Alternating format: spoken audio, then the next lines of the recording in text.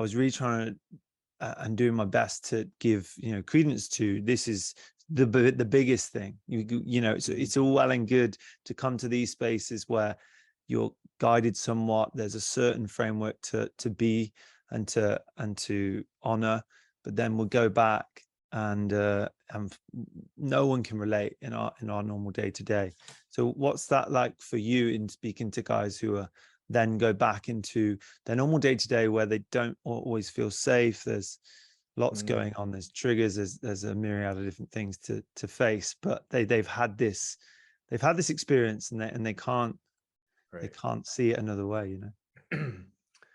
Chris, we have to talk about initiation, and that's what a weekend like this is like. Plant medicine is like an awakening. Is like the first time you have sex is like my first jiu-jitsu class.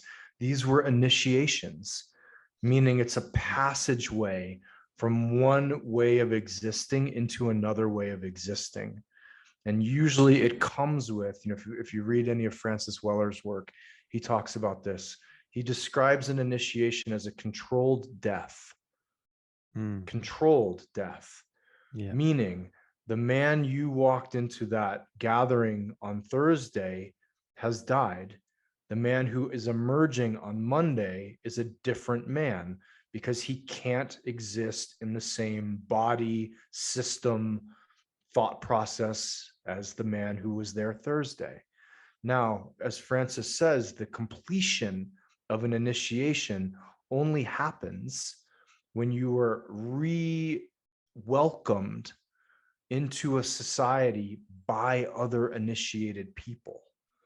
So I may go on this journey, but if I come home to the uninitiated, to people who are like, men and feelings, that's stupid, man up, right? Or like, hey, why are you wearing a purple shirt? Are you a dude?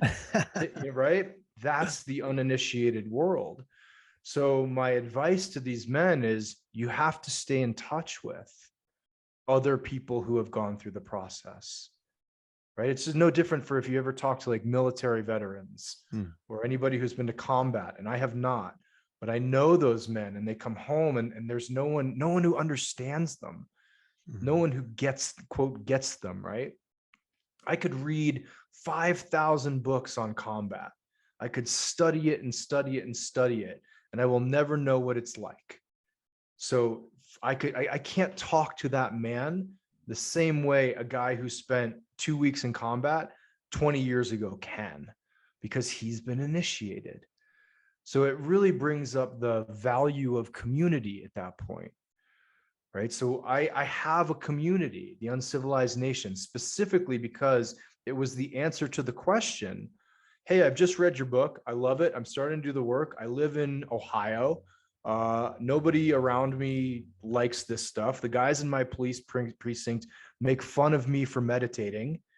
Where do I go to get some camaraderie?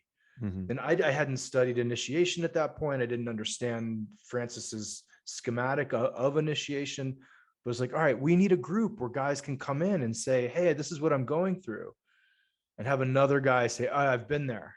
You're going to be okay. Trust me. Hey, actually, let's get on the phone.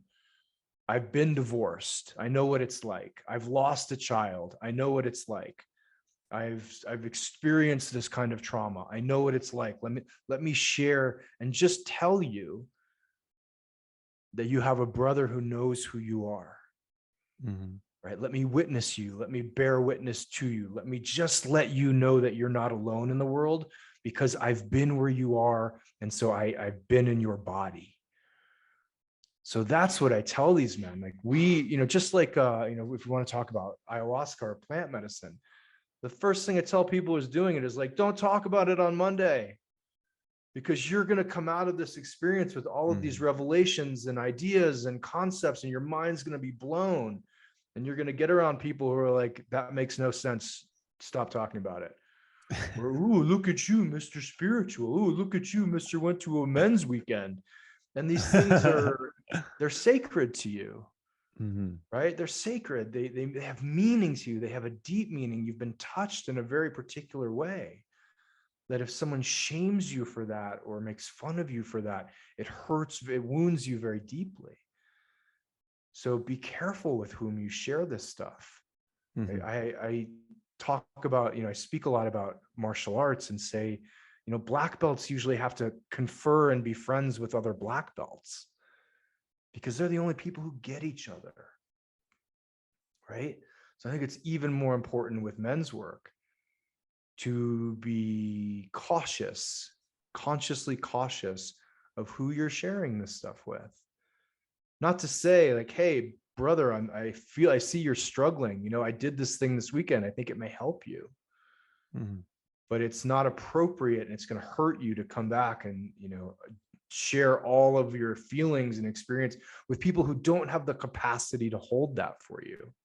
Yeah, I think that's I the think that's a biggest. biggie, right? Yeah. If we talk to men, we say, hey, this weekend you learned to take 250 pounds of emotion and hold it over your head. That's what we taught you to do. Now on Monday, if you come back to the office and you take that 250 pounds and you throw it at another guy who doesn't have the capacity to hold it over his head, it's going to crush him. Yeah, it's unfair. Right? It's unfair and it's irresponsible. And I don't want to shame guys who are like super excited about this stuff. It's like, Yeah, go no, tell I think people. this is We need, landing so much, mate. yeah. It really is. It's just who do you share it with? Mhm. I think it's just really important because I don't want the guy at the workshop or the guy who's done plant medicine or the guy who's taken his first jiu-jitsu class to get hurt and then close down and not want to continue on the path, Mhm. because the path is his life's work and the path is the most important thing for him.